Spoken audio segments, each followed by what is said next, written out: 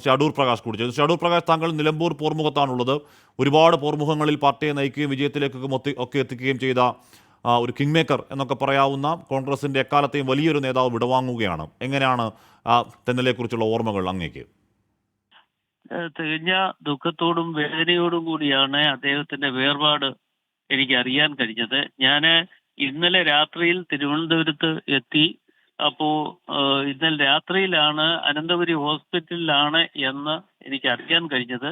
ഞാനിപ്പോ ഹോസ്പിറ്റലിലേക്ക് പൊയ്ക്കൊണ്ടിരിക്കുകയാണ്. അദ്ദേഹത്തോടൊപ്പം പ്രവർത്തിക്കുവാനും അദ്ദേഹം MLA ആയി അടൂരിൽ MLA ആകുന്ന സമയത്തൊക്കെ അദ്ദേഹത്തിന് വേണ്ടി പ്രവർത്തിക്കുവാനും പണിയെടുക്കുവാനും ഒക്കെ കഴിഞ്ഞിട്ടുള്ള ഒരു പൊതുപ്രവർത്തകനാണ്. അദ്ദേഹത്തെ വളരെ ആരാധനയോടുകൂടിയാണ് ഞങ്ങൾ എല്ലാവരും അദ്ദേഹത്തെ കാണുന്നത്.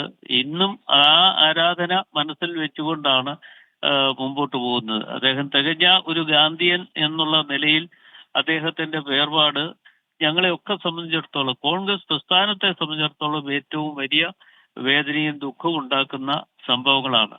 അത് മാത്രമല്ല, അദ്ദേഹം KPCCയുടെ പ്രസിഡന്റ് ആയിരിക്കുന്ന കാലഘട്ടത്തിൽ ഞാനന്ന് MLA ആയിരുന്നു എങ്കിൽ പോലും അദ്ദേഹത്തിന്റെ നിർദ്ദേശാനുസരണം അദ്ദേഹത്തോടൊപ്പം KPCCയുടെ സെക്രട്ടറി ആയി പ്രവർത്തിക്കാനുള്ള ഒരു വലിയ ഭാഗ്യം എനിക്ക് ലഭിക്കുകയുണ്ടായി. ആ ഓഫീസിന്റെ പല ചുമതലകളും അന്ന് അദ്ദേഹം വിശ്വാസ്യതയോടുകൂടി എന്നെ ഏൽപ്പിച്ച കാര്യം ഞാൻ ഇപ്പോഴും ഓർക്കുകയാണ്. അദ്ദേഹം ത്തിന്റെ വേർപാട് ഞങ്ങളെ ഒക്കെ സംബന്ധിച്ചിടത്തോളം ഏറെ ദുഃഖവും വേദനയും ഉണ്ടാക്കുന്ന സംഭവങ്ങളാണ്.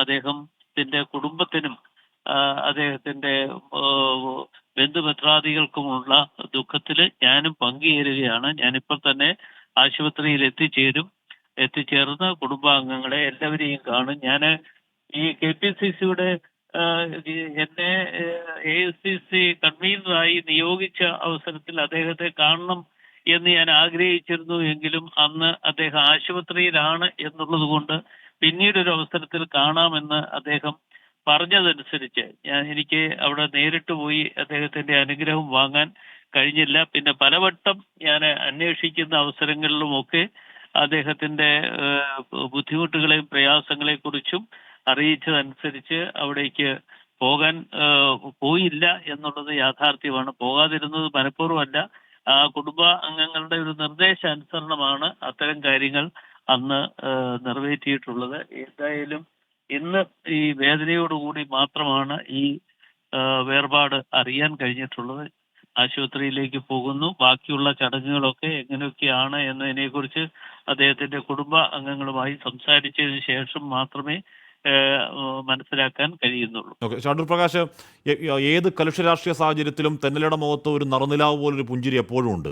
അപ്പോൾ ഒരുപക്ഷെ അങ്ങേയറ്റം എന്താണ് ദേഷ്യം പെടാത്ത, അല്ലെങ്കിൽ ആ സൗമ്യ അദ്ദേഹത്തിൻ്റെ സ്വതവേയുള്ള സ്വഭാവമായ ആ സൗമ്യ പ്രകൃതമാകുമോ ഈ പറയുന്ന എത്ര മല പോലെയുള്ള പ്രശ്നങ്ങളെയും അദ്ദേഹം പരിഹരിക്കാൻ അദ്ദേഹത്തെ പ്രാപ്തനാക്കിയിട്ടുണ്ടാവുക? അടൂർ പ്രകാശ്, തീർച്ചയായിട്ടും അദ്ദേഹത്തിന്റെ സൗമ്യമായ മുഖമാണ് എപ്പോഴും കോൺഗ്രസ് പ്രസ്ഥാനത്തിന് ശക്തി പ്രാപിക്കുവാൻ കഴിഞ്ഞിട്ടുള്ളത്. അദ്ദേഹം PCCയുടെ പ്രസിഡന്റ് ആയിരിക്കുന്ന സമയത്താണ് ഏറ്റവും കൂടുതൽ MLA മാരെ വിജയിച്ച്